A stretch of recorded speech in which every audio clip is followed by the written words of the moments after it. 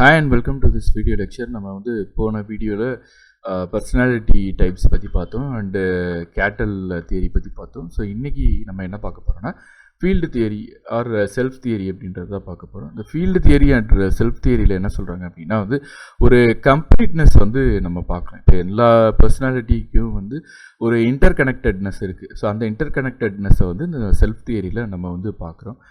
அது மட்டும் இல்லாமல் இதில் நிறைய கான்ட்ரிபியூட்டர்ஸ் இருக்காங்க இந்த செல்ஃப் தியரியை வந்து கிரியேட் பண்ணுறது. செல்ஃப் தியரினா ஒன்றும் இல்லை, ஒரு பர்சன் வந்து தன்னை பற்றி எப்படி நினைக்கிறாங்க அப்படின்றது, செல்ஃப் இமேஜை வந்து எப்படி கிரியேட் பண்ணியிருக்காங்க. ரெண்டு டைப் ஆஃப் செல்ஃப் இருக்குது. ஒன்று வந்து ஐடியல் செல்ஃப், ஐடியலிஸ்டிக்காக நம்மளை பற்றி நம்ம அதிகமாகவே எஸ்டிமேட் பண்ணி வச்சுருக்கிறது வந்து ஐடியல் செல்ஃப். ரியலாக நம்மளோட ரியாலிட்டி என்ன செல்ஃப் இருக்குது. ஆனால் அதே இது வந்து இந்த மூணுமே டிஃபர் ஆகும்.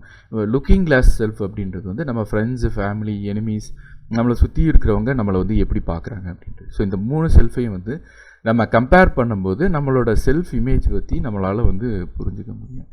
ஸோ இதுதான் வந்து செல்ஃப் தியரி. செல்ஃப் தியரியை பொறுத்த வரைக்கும் என்ன மாதிரி இருக்குன்னா, இங்கே வந்து பர்சனாலிட்டிஸ் வந்து லிஸ்ட் பண்ணல, இந்தந்த பர்சனாலிட்டிஸ் வந்து இந்தந்த கிளாஸிஃபிகேஷன் அப்படின்னு. இந்த இதை பொறுத்த வரைக்கும் எக்ஸ்ப்ளோரேஷன் மெத்தட் தான்.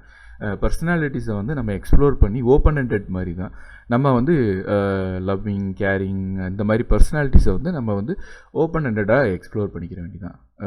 இருக்கிற அந்த 10,000 20,000 கேரக்டரிஸ்டிக்ஸ்லேருந்து நம்ம எடுத்து நம்ம வந்து மெஷர் பண்ணிக்கிற வேண்டியதான்.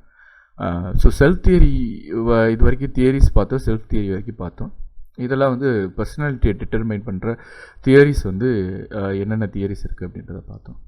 இப்போ வந்து என்ன பார்க்க போகிறோன்னா இம்பார்ட்டன்ஸ் ஆஃப் பர்சனாலிட்டி. எதுக்காக பர்சனாலிட்டி ஒரு கம்பெனியில் ரொம்ப முக்கியம் அப்படின்னா, க்ரியேட்டிவிட்டி, ஒரு ஒர்க்கில் வந்து க்ரியேட்டிவிட்டி ரொம்ப அதிகமாக தேவை அப்படின்னா வந்து பர்சனாலிட்டியை வந்து வச்சு நம்மளால் இந்த பர்சன் எந்தளவுக்கு க்ரியேட்டிவாக இருப்பாங்க, அவங்களோட திங்கிங் அபிலிட்டி, இதை வச்சு நம்மளால் வந்து பர்சனாலிட்டியை வச்சு நம்ம க்ரியேட்டிவிட்டியை கொஞ்சம் ஓரளவுக்கு அசர்டைன் பண்ணலாம்.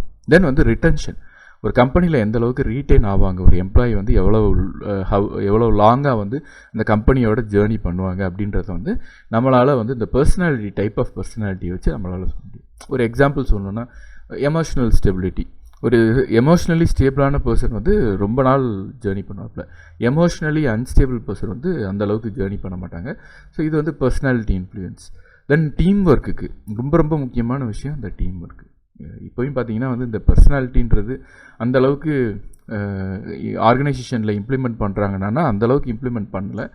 பட் ஆனால் வந்து ஓரளவுக்கு ரொம்ப சில கம்பெனிஸ் தான் இதில் வந்து பிலீஃப் இருக்குது. ஏன்னா இதை பொறுத்த வரைக்கும் நம்பர்ஸ் கிடையாது, ஒரு ப்ராப்பர் சயின்டிஃபிக் மெத்தடு வந்து கிடையாது, அப்ஸ்ட்ராக்ட் கான்செப்ட் அப்படின்றனால நிறைய பேருக்கு வந்து இது புரிகிறதும் இல்லை. ஏன்னா சைக்காலஜிக்கல் கான்செப்ட் அப்படின்றனால வந்து இது கொஞ்சம் ஒரு ஒரு ஒரு வகையான டஃபஸ்ட்டு சப்ஜெக்டாக புரிஞ்சுக்கிறதுக்கு. ஸோ அதனால் வந்து இம்ப்ளிமெண்டேஷன் அப்படின்றது கொஞ்சம் கஷ்டமாக தான் இருக்குது. ஸோ அது மட்டும் இல்லாமல் ப்ரொடக்டிவிட்டி எந்த அளவுக்கு இருக்குது அப்படின்றது, இதெல்லாம் வந்து பர்சனாலிட்டி வந்து டைரெக்டாக டிட்டர்மைன் பண்ணுற விஷயங்கள். மேனேஜ்மெண்ட் அண்டு பிஹேவியரல் ஆஸ்பெக்டை பொறுத்த வரைக்கும் ஒரு பர்சன், இல்லை ஒரு எக்ஸாம்பிள் சொல்லணுன்னா மார்க்கெட்டிங் ஜாபுக்கு எக்ஸ்ட்ரோவர்ட் பர்சன், ஃபினான்ஸ் ஜாபுக்கு ஒரு இன்ட்ரோவர்ட் பர்சன், அந்த மாதிரி. இது மட்டும் அப்படின்னு கரெக்டாக சொல்ல முடியாது. லைக் சம்டைம்ஸ் இப்போ மார்க்கெட்டிங்லேயே வந்து காப்பி ரைட்டிங் அந்த மாதிரி ரைட்டிங் ஒர்க்குக்கு வந்து இன்ட்ரோவர்ட் பர்சன் அப்ளிகபிள் ஆவாங்க. பட் அந்த ஜாப் நேச்சரை பொறுத்து எந்த ஜாபுக்கு எந்த இண்டிவிஜுவல், சில நேரங்களில் இது வந்து நல்லாவே ஒர்க் அவுட் ஆகுது, பல நேரங்களில் ஒர்க் அவுட் ஆகுது ஆக்சுவலாக. ஏன்னா வந்து இந்த பர்சனாலிட்டி வந்து ஒரு இன்ட்ரோவர்ட் வந்து கண்டிப்பாக அந்தளவுக்கு பீப்புள் மேனேஜ்மெண்ட் இருக்காது. ஸோ அப்போ அவங்களுக்கு வந்து எப்படின்னா நல்ல ஒரு கான்சன்ட்ரேட்டட் ஒர்க் பண்ணுற பர்சனாக இருப்பாங்க, அவங்கள வந்து நம்ம பீப்புள் மேனேஜ்மெண்ட்டில் போட முடியாது. ஸோ இந்த மாதிரி சில விஷயங்கள் வந்து நமக்கு ஹெச்ஆர் ரிலேட்டடாக ரொம்ப ரொம்ப முக்கியமான ஒரு இம்ப்ளிகேஷன்ஸ் இருக்குது.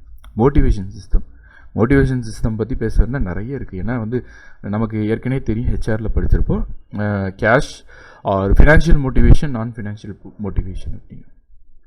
சில பர்சன்ஸ் வந்து ஃபினான்ஷியல் மோட்டிவேஷன்ஸ்னால மோட்டிவேட் ஆவாங்க, சில பேர் வந்து ஃபினான்ஷியல் மோட்டிவேஷனால் அந்தளவுக்கு மோட்டிவேட் ஆக மாட்டாங்க. ஸோ அப்போ வந்து அந்த பர்சனாலிட்டியை பொறுத்து இந்த மோட்டிவேஷன் சிஸ்டம் அப்படின்றது ரொம்ப ரொம்ப டிஃபர் ஆகும். அதே மாதிரி கண்ட்ரோல் சிஸ்டம், இவாலுவேஷன், அப்ரைசல், இந்த மாதிரி உள்ள கண்ட்ரோல் சிஸ்டம்க்கும் பர்சனாலிட்டி அப்படின்றது ரொம்ப ரொம்ப ஒரு இம்பேக்டிங் ஃபேக்டர். ஸோ இதெல்லாம் வந்து நம்ம இப்போ பார்த்த வரைக்கும் பர்சனாலிட்டி எந்த அளவுக்கு வந்து ஒரு மேனேஜ்மெண்ட் ஆஸ்பெக்ட்டு, நிறைய ஏரியாஸை வந்து எப்படி அஃபெக்ட் பண்ணுது அப்படின்றத பார்த்தோம். ஓகே, ஸோ இதோட வந்து பர்சனாலிட்டி அப்படின்ற கான்செப்ட் ஓவர்.